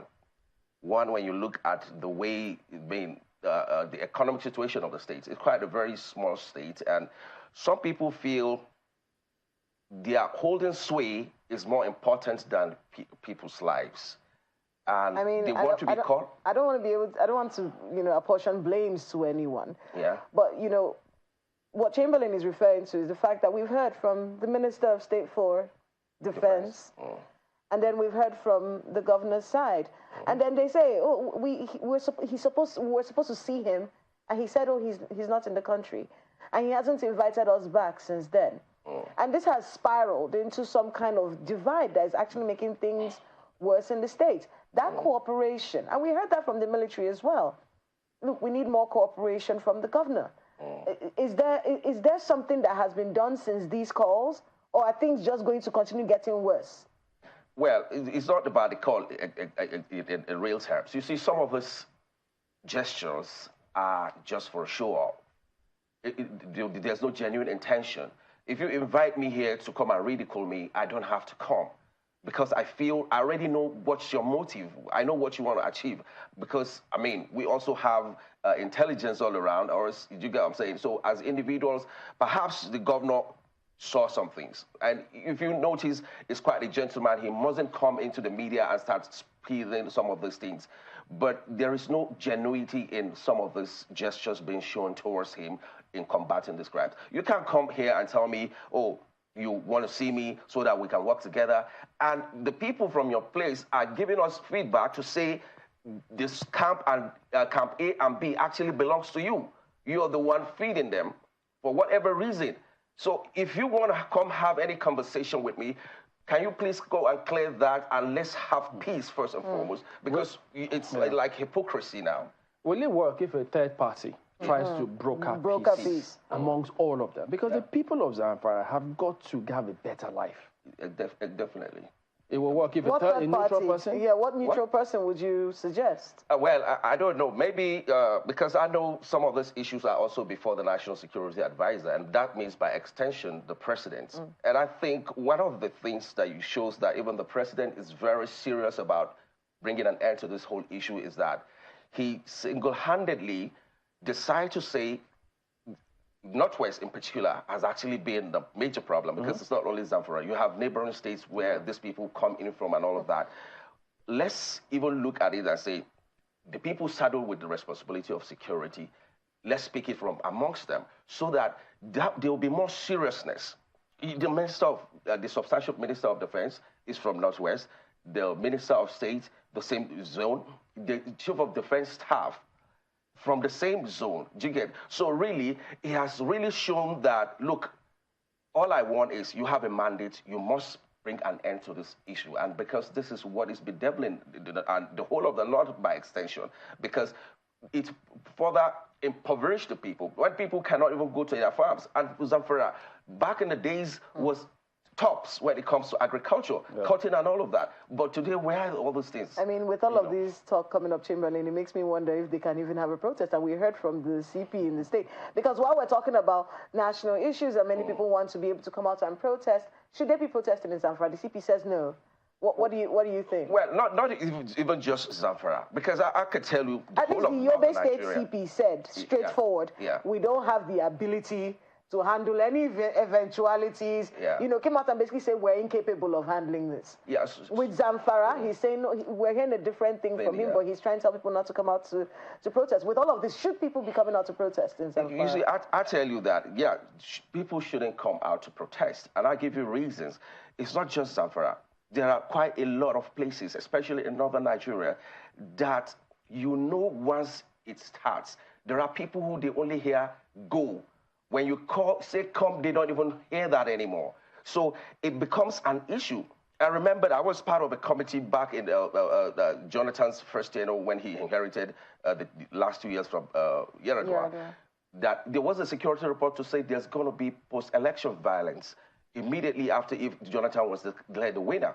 And the NSA sent for us. We sat down, we analyzed the situation. We highlighted the most volatile states in northern Nigeria, who are the less volatile. You're sure if Bauchi didn't protest or go into any kind of rioting, Gombe is free. You can be sure if Kano didn't pick it, Katsina and Jigawa are spared out of it. You're sure if it doesn't happen in Kaduna, it's not happening in Zaria, it's not happening. So really, once you start this kind of issue, a region that is actually battling with insecurity as it is already, you're not bringing in the issue of some kind of protest that might spiral out of hands of security agencies, might not be able to curtail, because if you have these things happening simultaneously, then that means the capability of the security agencies is actually now limited. What states are you going to be deploying more troops from, right? Because it's happening everywhere. So really, we actually are afraid. Already there's a problem on ground. The government has actually gotten the message already as it is now. It has sent so much jitters. Even the news that there's going to be a protest has sent jitters to whoever is concerned. And I'm sure they are really doing all they can to really say, look, let's stem it from the birds. Because once this thing goes out of hand, you can't tell. It's going to further impoverish the people of that region that is already battling with insecurity, and innocent people who are just going about their means of livelihood are going to be the most affected, because eventually people's shops and things are going to get vandalized and looted. In fact, I'll tell you that during that post-election violence I refer to, if you drive a car in places like Kano that has Abuja plate number, you are part of the system, so it's going to be burnt. There's no any way. Just drop the car and run for your life. So that is the dimension it took. It was, some people even campaigned for their own candidate that they were rioting about that he lost the election. But the fact that the person is actually driving a plate number that carries Abuja. So you now see the kind of mentality we're trying to say, let's reorientate our people. Let's say from the position of strength. Now you're doing this from a position of strength, that the government is actually have heard your views, why you want to protest. And they are saying, let's come, let's have a dialogue, let's have a conversation around it. I think you're so strong from that angle. Because when you go in there, and even you, the organizers, the thing goes out of your hands, you're probably going to be answering some, mother issues in court or something like that. And even the whole essence is going to be lost in the whole brouhaha. So I think the right thing should be done at the right time. And, we're all calling for a better country. And we understand that, yes, there's so much anger in the land, and if people want to express their views. But if it takes the dimension of some political undertone and all of that, I think we're not in support of it. So what would you advise people in that region to do in order for them to actually say, look, we really are down, because, they say he that is down is fear no fall. Yes. So for them who think, look, we need to lend our voices so that the people can hear us in case they haven't heard us, because to a lot of them there, they are on the impression that maybe the authorities might have missed the point that they're trying to make. Yeah. So what would you tell them now if they really want to join the protest? Well, I tell them that, look, let's be careful. Let's analyze the situation. Is the government ready to have a conversation around this issue? Because we don't want to get to a stage where what we're trying to now solve, look at what's happening in Sudan, you understand? So you are not solving the problem that brought about the protest, but rather now you are now treating how do we even fix it back the way it was before the protest, because there's so much destruction that has been done. You don't want to get to that stage. So really, if your threats about protest has sent this much jitters and called the attention of the government, the next question is, what is the government doing? I mean, the presidency should come out to say, we understand, we know your fears. When I hear people bring out the worst case scenario and they always talk about how Sudan and how countries were disintegrated, it's a security failure. It's also a failure of governance. Yeah. But you can't say, for the fear that people might be violent, let us not exercise constitutional rights. That in itself is also wrong. It's a thinking process that I think has to go beyond what it is that we think we are scared of. No, you have your government. You should be able to handle problems when they happen, don't you think so? In a case of the protest, that's why I mentioned the Yobe CP, because he has said we can't handle it. So we know that there's something wrong with the police in that place there. But in other places where the police are able to handle this situation, why not just deploy more men, make sure, aren't you trained? A lot of money, all of our money goes into security in this country. So what are people trying to say? If there's going to be breakdown of law and order, the security agency should be able to handle that, don't you think? So, well, that's another issue entirely, because we're talking about issue of security now. Has there been adequate security in the land even before now? The answer is no. So it's an issue of beefing up the security system, perhaps deploy more hands. As it is today, there's no enough policing in the country as it is. You want to have a simultaneous protest going on in all the 36 states at the same time. Where are you going to call for more hands when it goes out of hand from? That's the question. But in particular, in the North, we are more concerned because there's a problem already. There's a problem of poverty. There's a problem of unemployment. There's a problem of security issues, which is top. That is still one of the reasons prompting people to say, well, we're also ready to come out to protest. And we are not afraid that if all the whole of these things start happening, to what extent can the security provide, We've heard people talk about NSAS and how they thought it went awry, how they thought it didn't achieve anything. But most of them usually leave out the fact that it was peaceful initially until certain forces introduced certain groups of people in there and then things went wrong. But politicians, we saw how they were targeted. And chances are that if this goes on, we don't know for how long, there's a possibility that they'll target politicians again. There's a possibility that, who knows, it might spiral out of control. But the big question is, assuming this doesn't even happen, so when NSAS happened and all the unfortunate scenarios played out, it does appear as though politicians still don't learn the lesson. You've still seen how they live their lives, how they still run the people off the roads with their sirens. So how will they then get the message if the people feel, look, this is one way we'll have to get our voices heard. If we don't do this, they will never learn. What do people do? Yeah, so what do you intend to achieve with the protest should be the number one question. Now, the protest hasn't happened because you want the government to hear your voice. That's the reason why you want to protest. But the protest is yet to happen, which has garnered a lot of publicity that's even far more reaching than some kind of protest in the long run. Do you get? So that's the point that I'm making, that if the government has actually gotten this message, and I think this is what we wanted to achieve, except if I just want my name to be written in gold, or I want it to be that, oh, we actually planned a protest and it's actually succeeded. Whether we got what we wanted or not, our goal is we must protest, and I want it to be that we were the one who actually organized that protest and it happened in this country. But if that is not the case, if the government has heard you, and I'm also calling out the presidency that there's a need for you to speak to Nigerians, to say we have gotten the message.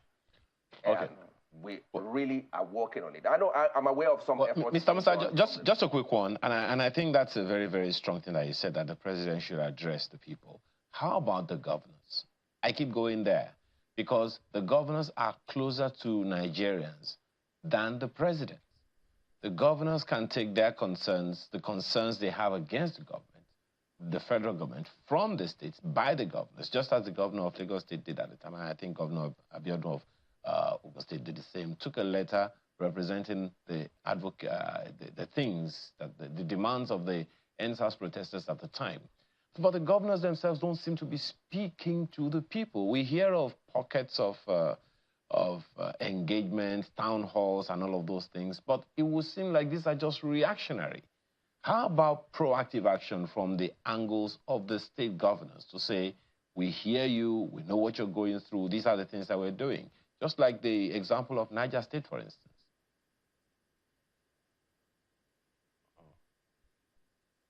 Hello? Can you hear me, Mr. Musa? Okay, so I say what you said is actually the right thing. I think some of the governors should come down from their high horses and realize that the interest of their states comes first. And they should be able to be talking to them. It's not only when politics is around the corner, elections are coming, that you go from one local government to the other campaigning. When there are issues, when people are complaining, because before now, I'm sure some of these conversations have been going around in some of those states where the governors are also aware. They have their security, the intelligence who informs them of what is happening in various wards and local governments. They should be addressing the people.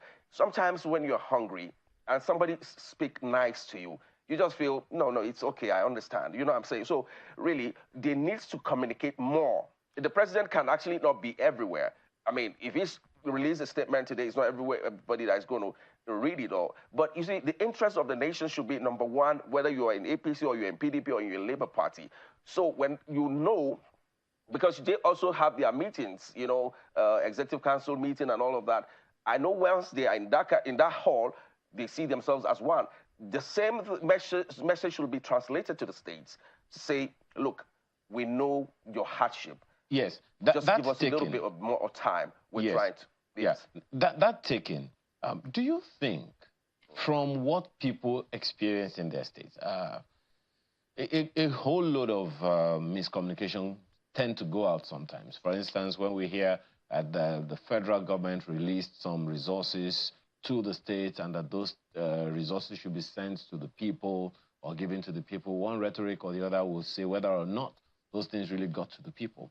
Recently, the president made a statement. I think he was hosting traditional rulers and community leaders at the time, and said that the governor should be called out.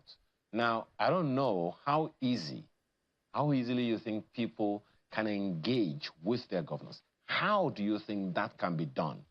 And do you think that can have any effect or impact on forestalling this impending protest? Yeah, so I think it's achievable. It's something that is quite doable if we have the right people in the right places. Having elected the right people into office is one of the key major steps towards achieving that. Because you just want to look at, when you know someone is incompetent of achieving anything for himself, you're also going ahead to say these are the right people to actually be saddled with responsibility of governing us. That's where you can actually start missing your steps. So I think for those governors or the people themselves need to know that we need to get our own representatives, the people who actually are with us, who knows what we're going through, who knows our difficulties we face on a daily basis, our challenges, and will fight for us eventually. Not people who are actually just self-centered, who are just there for themselves and their families alone, but people who actually have the interests of the masses at heart. So without doing that, you keep getting it wrong all the time, because each time you think you're making one step forward, you're actually taking 2 steps backward eventually. So really, that is the number one step that needs to be taken for that kind of scenario you painted to actually be achieved. Samuel Musa, National Coordinator, Grassroots Mobilization Initiative, thank you for your time today. Thank you for having me. Let's read some messages that you've sent to us. This one comes in from Professor Nahena. He says, protest is demanding better living wages, cuts in multi-taxation and recurrent expenditure, diversify the economy, cut in the interest rates and the hyperinflation, availability of electricity and reduction in petroleum product prices, and let's have workable refineries to banish fuel scarcity and irresponsible hoarding that has led to increase in petroleum prices. Well, this message here from Festus Akimboyewa, he says, unfortunately, protests have never achieved any growth for Nigeria.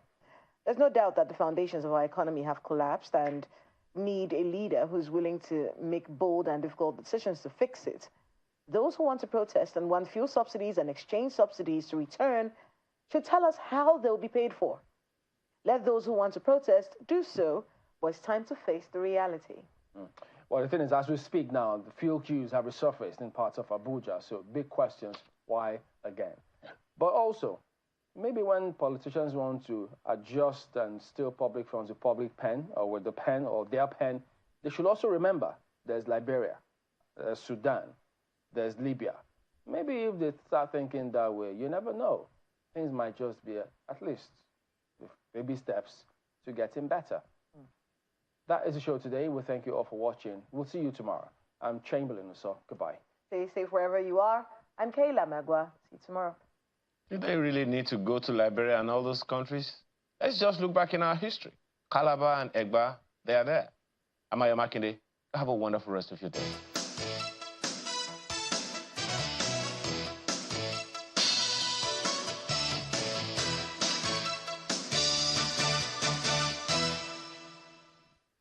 The following is a paid presentation by ShopX TV. You're watching ShopX TV, home to some of the most popular international brands in Africa. And we are now proud to introduce our biggest offer of the year, the ShopX Mid-Year Sales. From now until the end of July 2024, we will be offering our customers 20,000 Naira off this amazing kitchen collection. Tired of pans that scratch and stick? Or cookware that takes up valuable space in your kitchen? Introducing ShopX Gotham Hammered Copper Collection. You would normally pay up to 364,950 Naira for the 10-piece Gotham Hammered collection. But call the number on your screen now or scan the QR code and get the entire collection for just 344,950 Naira, saving you 20,000 Naira.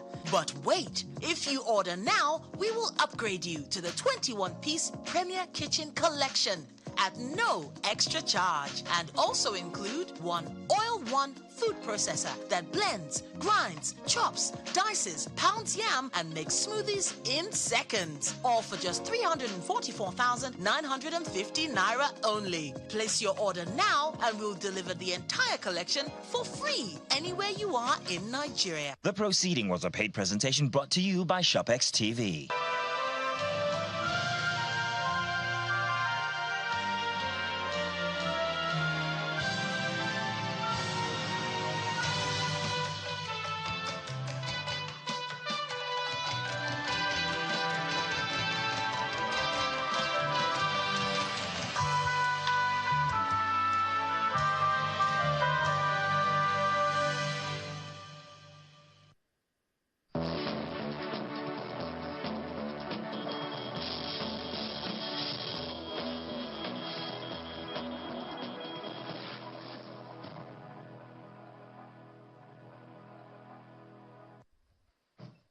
Hello, good morning, and welcome to News Track. I'm Olumide Macaulay. Here are the stories and the reports that we have for you for this hour. Glad to have you join us. The Plateau State Police Command